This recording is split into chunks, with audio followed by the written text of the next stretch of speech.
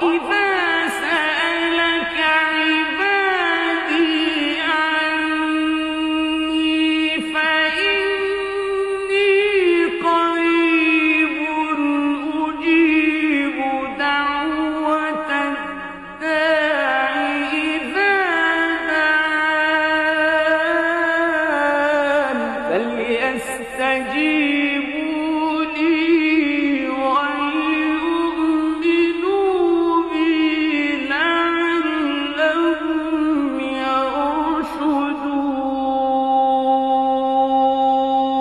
نحمد و نصلی علی رسولہ الکریم، اما بعد فاعوذ باللہ من الشیطان الرجیم، بسم اللہ الرحمن الرحیم۔ السلام علیکم۔ امید کرتی ہوں کہ آپ سب لوگ اپنے گھروں میں خیر و عافیت سے ہوں گے۔ سورۃ بقرہ آیت نمبر 186۔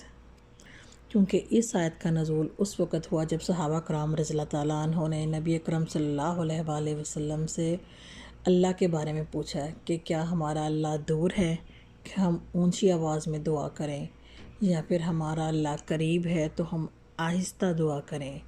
تب اس آیت کا نزول ہوا۔ آیت کیا ہے دیکھتے ہیں۔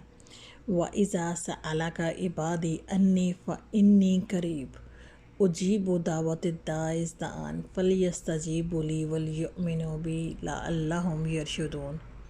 اور اے نبی صلی اللہ علیہ وآلہ وسلم، جب میرے بندے آپ سے میرے بارے میں سوال کریں تو ان کو بتا دیجئے میں قریب ہوں، میں تو ہر پکارنے والے کی پکار کا جواب دیتا ہوں، اور مجھے پکارے، بس انہیں چاہیے کہ میرا حکم مانیں اور مجھ پر ایمان رکھیں تاکہ وہ صحیح راستے پہ رہیں۔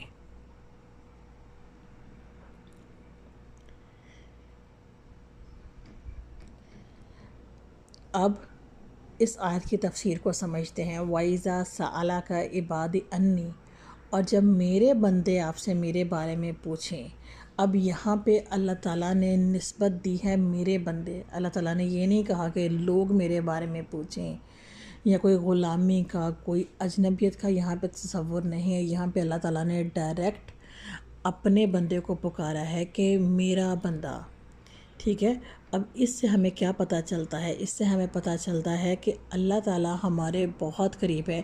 ہمیں اللہ تعالیٰ سے کنیکشن کرنے کے لیے، بات کرنے کے لیے ہمیں کسی نذرانی، کسی پیر کے پاس حاضری کی ضرورت نہیں ہے۔ ہمیں اللہ سے بات کرنے کے لیے کسی پوپ، کسی پریسٹ، کسی پنڈت، کسی کے پاس جانے کی ضرورت نہیں ہے۔ ہمیں جب جہاں اللہ سے بات کرنی ہے ہم وہاں اللہ سے بات کر سکتے ہیں۔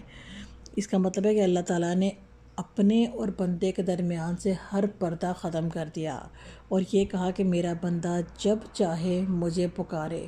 میرے بندے کو بتا دو کہ میں قریب ہوں، ٹھیک ہے۔ یہاں پہ قریب کا مطلب ہے کہ وہ جو ہر بات میں آپ سے قرب رکھے، جو آپ کے بہت قریب ہو، جو آپ کی تنہائیوں کو سنے، جو آپ کی فریادوں کو سنے۔ آج کے دور میں جہاں انسان خود کو ایک غیر اہم محسوس کرتا ہے، وہاں پہ اللہ نے کہا کہ میں تم سے اجنبی نہیں ہوں، قریب سے سننے والا ہوں، قریب سے جاننے والا ہوں، قریب سے رحم کرنے والا ہوں، قریب سے جواب دینے والا ہوں۔ کیونکہ اللہ تعالیٰ تو انسان کی خاموشی کو بھی سنتے ہیں۔ آج کے دور میں سب سے بڑا مسئلہ کیا ہے؟ لونلی نیس۔ تو یہ آیت اس چیز کا علاج ہے کہ جب ہمیں دنیا میں کوئی سننے والا نہیں ہوتا، ہم پریشان ہوتے ہیں، تو کون ہے جو ہمیں سنے؟ وہ ہمارا اللہ ہے، جو ہمیں اس وقت سنتا ہے، اس وقت ہماری دعاؤں پہ جواب دیتا ہے۔ اجیب دعوت الداع اذ دعان، میں دعا کرنے والی کی دعا قبول کرتا ہوں جب وہ مجھے پکارتا ہے۔ تو یہاں پہ کیا اس بات سے واضح ہو رہا ہے کہ جب ہم اللہ کو پکاریں گے اللہ تعالیٰ ہماری دعا پہ رسپانس دیں گے۔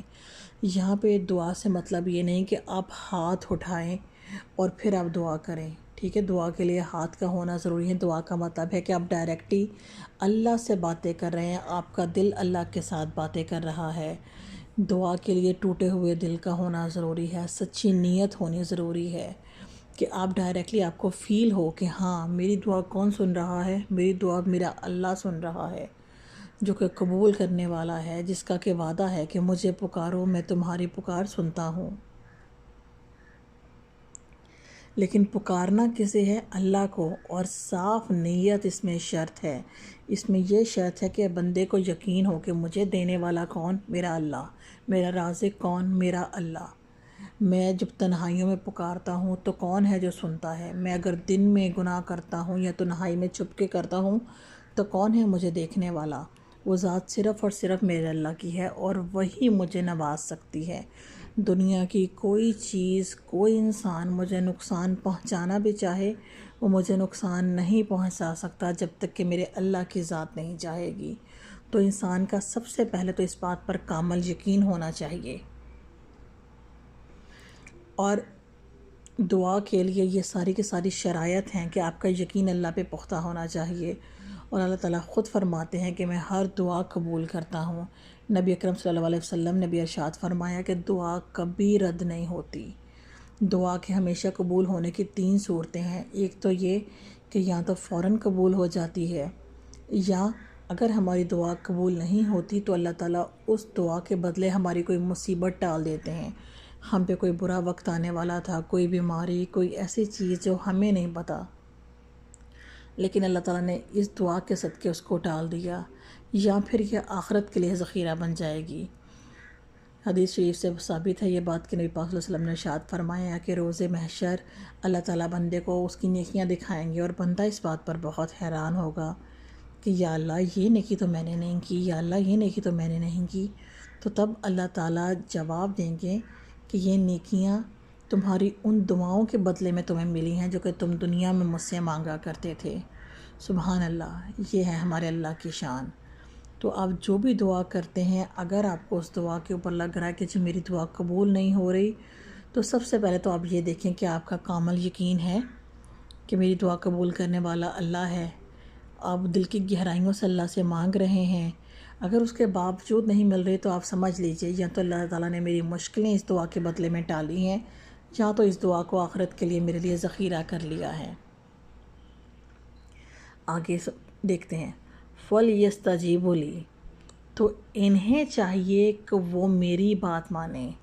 اب یہاں پہ دیکھ لیجئے اس بات کو کہ یہاں پہ یہ معاملہ یک طرفہ نہیں ہے، بلکہ یہ 2 طرفہ معاملہ ہے کہ مجھے یاد کرو تو میں تمہیں یاد کروں گا، تم میری قدردانی کرو تو میں تمہاری طرف چل کے آؤں گا، تم چل کر آؤ گے تو میں دوڑ کے آؤں گا، تم بالش بھر کے آؤ گے تو میں ہاتھ بھر کے آؤں گا، اگر تم رخ موڑو گے تو میں بھی تم سے رخ موڑ لوں گا۔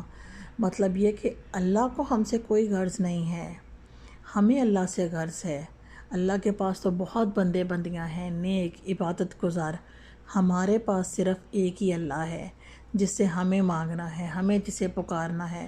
تو اس کا مطلب ہے کہ ہمیں بھی اللہ کو یاد کرنا ہے، جس طرح کہ سورۃ محمد آیت نمبر 7 میں ہے، ان تنصروا اللہ ینصرکم، کہ اگر تم اللہ کی مدد کرو گے تو وہ بھی تمہاری مدد کرے گا۔ تو یہاں پہ اس سے کیا مراد ہے کہ وہ میری بات مانیں؟ اس کا مطلب یہ ہے کہ ہمیں اللہ کی بات ماننی ہے، ہمیں نافرمانیوں سے بچنا ہے، اللہ کے حکم کو ترجیح دینا ہے، حلال کا خیال کرنا ہے۔ ہمیں یہ نہیں دیکھنا کہ ہمارا نفس ہمیں کس چیز کی طرف بہکا رہا ہے، ہمیں یہ دیکھنا ہے کیا اس چیز کا اللہ نے حکم دیا ہے کہ نہیں دیا۔ اب جیسا کہ ہم آج کے دور میں جہاں پہ ہم رہتے ہیں، یہ اس میڈیا کے دور میں ہر وقت جب ہمارے ارد گرد ہر برائی بہت آسانی سے اویلیبل ہے، اس وقت کیا دیکھنا ہے کیا یہ میرے اللہ کا حکم ہے کہ نہیں۔ فار ایگزامپل آپ کوئی گانا سن رہے ہیں، آپ کا بہت دل کر رہا ہے کہ جی میں سنوں، لیکن اللہ کا کیا حکم ہے کہ نہیں، یہ حرام ہے، تو خود کو ان حرام کاموں سے بچانا ہے، اور آپ کی اولین ترجیح کیا ہونی چاہیے؟ اللہ کے احکامات کو فالو کرنا۔ وَلْيُؤْمِنُوا بِی، مجھ پر یقین رکھیں۔ اب یہاں پہ یقین سے کیا مراد ہے؟ یقین سے صرف یہ مراد نہیں کہ ہاں اللہ ایک ہے، یقین سے مراد ہے کہ ہر وقت کے اوپر یقین رکھنا ہے کہ جو میرے ساتھ بھلائی ہے، جو میرے ساتھ برا ہے، سب میرے اللہ کی طرف سے ہے۔ آپ کو ہر حالات میں اللہ پہ توکل رکھنا چاہیے کہ مجھے دنیا کی کوئی چیز، کوئی انسان نقصان نہیں پہنچا سکتا جب تک کہ میرے اللہ کا حکم نہیں ہوگا۔ مایوسی کی وقت کیا امید رکھنی ہے کہ ہاں میرا اللہ ہے جو دیکھ رہا ہے، وہ مجھے ٹوٹنے نہیں دے گا، تو آپ کو مایوس نہیں ہونا اپنے حالات کو دیکھتے ہوئے کہ کسی آزمائش میں مبتلا ہیں تو یہ سوچنا کہ شاید یہ آزمائش ختم نہیں ہوگی۔ نہیں، مایوسی کفر ہے۔ حضرت ابراہیم علیہ السلام نے فرمایا تھا کہ بے شک مومن اللہ سے مایوس نہیں ہوتا، تو حقیقتاً جو اللہ کے نیک بندے ہیں، جو اللہ پہ توکل رکھنے والے ہیں، وہ اللہ کی رحمت سے کبھی مایوس نہیں ہوتے۔ یقین رکھنا ہے اللہ پہ تاخیر کے وقت۔ اگر آپ کی آزمائش لمبی ہو رہی ہے، ابھی آپ اپنی منزل تک نہیں پہنچ رہے ہیں، تو آپ کو یقین رکھنا ہے کہ میرا اللہ ہے جو دیکھ رہا ہے، جو سن رہا ہے، میرا اللہ مجھ پر ضرور کرم کرے گا۔ تو یقین رکھنا ہے خاموشیوں کے وقت، جب دنیا آپ کو نہیں سن رہی، پوری دنیا آپ کے خلاف ہو چکی ہے، کون ہے جو سننے والا ہے؟ آپ کی اللہ کی ذات ہے۔ تو یقین رکھنا ہے اپنے اللہ کی ذات کے اوپر۔ لَعَلَّهُمْ يَرْشُدُونَ، تاکہ وہ ہدایت پائیں۔ اب یہاں پہ یہ دیکھ لیجئے کہ وہ انسان جو اللہ پر ایمان رکھتا ہے، اللہ پہ احکامات پہ چلتا ہے، اس کا نتیجہ کیا نکلے گا؟ اس کا نتیجہ یہ نکلے گا کہ وہ انسان رشد و ہدایت کی راہ پہ گامزن ہو جائے گا۔ اللہ تعالیٰ اس کے دل کو سکون دے دیں گے، کیونکہ ہدایت کا مطلب یہاں پہ صرف ایک راستہ دکھانا نہیں ہوتا، یہاں پہ ہدایت کا مطلب ہے کہ آپ کے دلوں کو سکون ملے گا، آپ کے فیصلے آپ کے لیے واضح ہو جائیں گے، آپ جن حالات میں چل رہے ہیں، جن آزمائشوں میں چل رہے ہیں، ان میں آپ کو استقامت ملے گی۔ آج کل کے اس ڈیجیٹل دور میں جہاں پہ لوگ آن لائن تو ہیں ہر وقت، لیکن ان کے دل خالی ہیں، تو یہ آیت ہمیں کیا بتاتی ہے؟ یہ آیت ہمیں بتاتی ہے کہ اللہ ہمیشہ تمہارے ساتھ ہے۔ دنیا آف لائن ہو سکتی ہے، اللہ تعالیٰ ہمیشہ آن لائن ہے۔ تو ذہنی دباؤ، ذہنی ڈپریشن کے شکار لوگوں کے لیے یہ آیت خوشخبری ہے کہ ہر وہ انسان جو اللہ کو پکارے گا، اللہ پہ توکل رکھے گا، اللہ کی ذات اس کی بات سنتی ہے، کیونکہ اللہ تعالیٰ تو شاہ رگ سے بھی زیادہ قریب ہے، تو اور اللہ کی ذات ہی تمہارا سننے والی ہے۔ جو سب سے زیادہ قریب سے تمہیں سنے گا وہ کون ہے؟ وہ سوائے اللہ کی ذات کے کوئی نہیں ہے۔ جب ساری آوازیں دب جائیں گی، جب کوئی تمہیں سننے والا نہیں ہوگا، تو کون ہے جو تمہاری پکار سنے گا؟ وہ اللہ کی ہی ذات ہے۔ تو یہ آیت اس حوالے سے بہت اہمیت کی حامل ہے۔ کیونکہ آج کل کے اس دور میں جب ہر انسان گہما گہمی میں، مشکلوں میں، پریشانیوں میں، ڈپریشنز میں ہے، اس وقت اللہ تعالیٰ اپنے بندے سے کہتا ہے کہ میں ہوں جو تمہاری شاہ رگ سے زیادہ قریب ہوں۔ اگر تم مجھے دل میں یاد کرو گے تو میں بھی تمہیں دل میں یاد کروں گا، تم مجھے اونچی آواز کے ساتھ یاد کرو گے تو میں بھی تمہیں یاد کروں گا۔ تو بیسیکلی اس آیت کا خلاصہ یہ ہے کہ اللہ اپنے بندے کے بہت قریب ہے، وہ ہر وقت اس کو سنتا ہے۔ جب انسان پکارنا چاہے، جس حالت میں پکارنا چاہے، جس وقت میں پکارنا چاہے، آپ کو پکارنے کے لیے کوئی واسطے کی ضرورت نہیں ہے، آپ اللہ سے کوئی فاصلے پہ نہیں ہیں، اللہ تعالیٰ بہت قریب ہیں، بہت قریب ہیں۔ آج کے دور میں جہاں پہ ایک انسان خود کو غیر اہم سمجھتا ہے، وہاں اللہ تعالیٰ نے بتایا کہ میرے بندے، کہ مطلب میرے بندے، it means like you are important for اللہ۔ تو اس لیے اپنے اللہ پر توکل رکھیں، اپنے اللہ پہ یقین رکھیں کہ اس مشکلوں سے نکالنے والا، ان مصیبتوں سے نکالنے والا کون ہے؟ وہ میرے اللہ کی ذات ہے۔